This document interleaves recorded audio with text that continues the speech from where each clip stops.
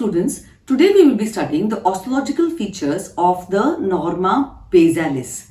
And in the Norma basalis, we will be studying the middle part of the Norma basalis, which we will study as structures seen in the median area and structures seen on the lateral areas, right and left. Now, the middle part of the Norma basalis, for the sake of convenience, is divided into a median area and two lateral areas, right and left. Now let us first see the median area. The posterior nasal apertures, also known as the choanae. Next we see the posterior border of the vomer bone. It separates the two choanae. The alae of the vomer bone. These are two bony plates formed at the superior end of the vomer, where the vomer splits to give rise to these two bony plates known as the alae. And this alae articulate with the rostrum of the sphenoid bone. Next we see two important canals, vomerovaginal canal and palatovaginal canal. Vomerovaginal canal. It is formed between the lateral border of each ala of vomer and the vaginal process of the medial pterygoid plate. It transmits branches of the pharyngeal nerve and vessels. Just anterior to it is the palatovaginal canal. It is the canal between the vaginal process of medial pterygoid plate and the sphenoidal process of the palatine bone. This canal leads anteriorly into the posterior wall of the pterygopalatine fossa. It transmits the pharyngeal branches of the pterygopalatine ganglion and third part of the maxillary artery. Then we go on to study the broad bar of bone which lies just behind the alae. It is formed by continuation of the inferior surface of the body of sphenoid bone with the basilar part of the occipital bone. It extends right up to the foramen magnum. The pharyngeal tubercle is a median elevation just in front of the foramen magnum. It gives attachment to the highest fibers of superior constrictor muscle of the pharynx and to the pharyngeal raphe. Longus capitis is inserted on the basilar part of the occipital bone just lateral to the pharyngeal tubercle, while the rectus capitis anterior is inserted on each side just in front of the occipital condyles. So just in front of these occipital condyles here we have attachment of the rectus capitis anterior, and more anteriorly just on the lateral aspect of the pharyngeal tubercle we have the attachment of the longus capitis muscle on either side. Then we go on to study the lateral area. Pterygoid processes. Pterygoid processes are located just behind the posterior ends of the alveolar arch. Each pterygoid process descends vertically downwards from the junction of the body and the greater wing of the sphenoid bone on either side. The pterygoid process consists of a lateral pterygoid plate and a medial pterygoid plate. The pterygoid plates unite with each other anteriorly in the upper part to enclose a fossa called as the pterygoid fossa. The lower ununited parts of the portions form the pterygoid fissure, which is filled by the pyramidal process of the palatine bone. The anterior surface of the pterygoid fossa and the pterygoid process forms the posterior boundary of the pterygopalatine fossa. Now, important attachments. The lateral surface of the lateral pterygoid plate forms the medial wall of the infratemporal fossa and gives origin to the lower head of the lateral pterygoid muscle. The medial surface of the lateral pterygoid plate forms the lateral wall of the pterygoid fossa and gives origin to the deep head of the medial pterygoid muscle. The lateral surface of the medial pterygoid plate forms the medial wall of the pterygoid fossa and is related to the tensor palati muscle. The medial surface of the medial pterygoid plate forms the lateral wall of the corresponding posterior nasal aperture.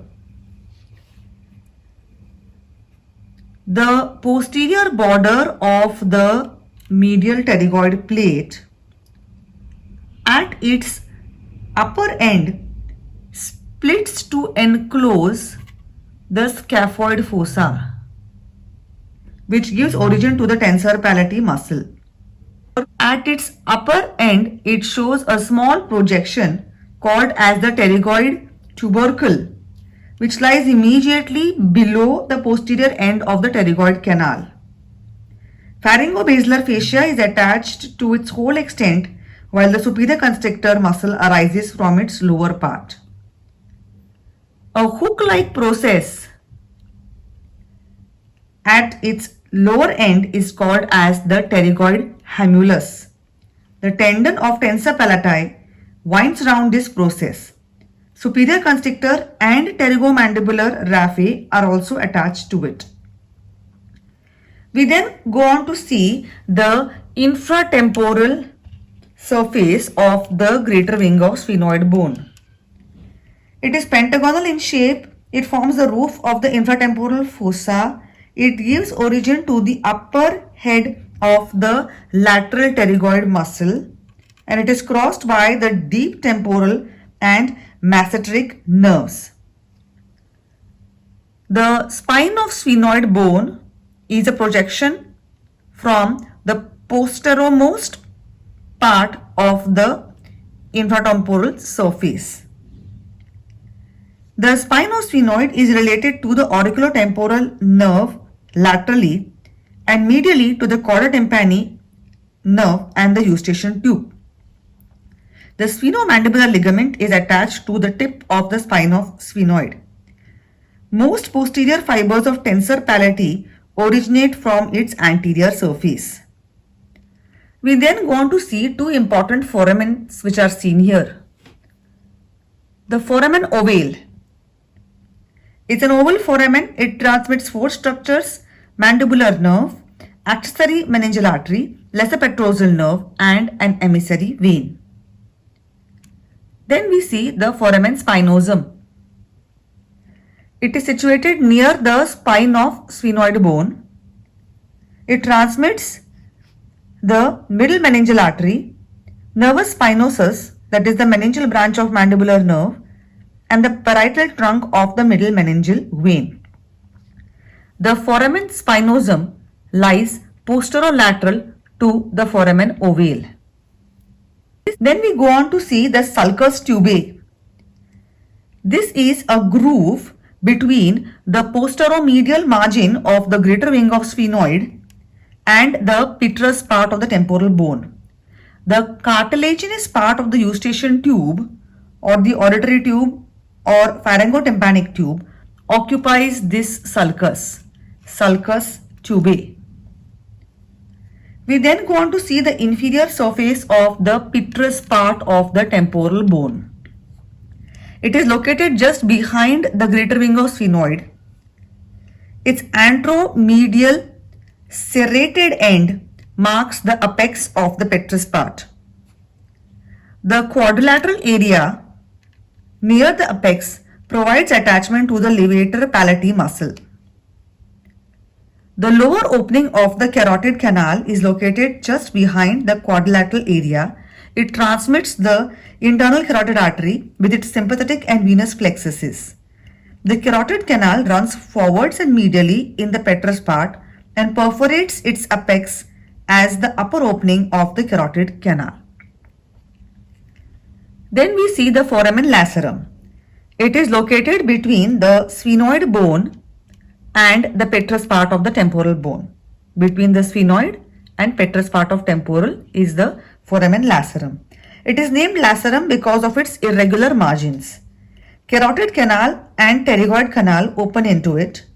Only two structures pass through it, the meningeal branch of ascending pharyngeal artery and emissary vein.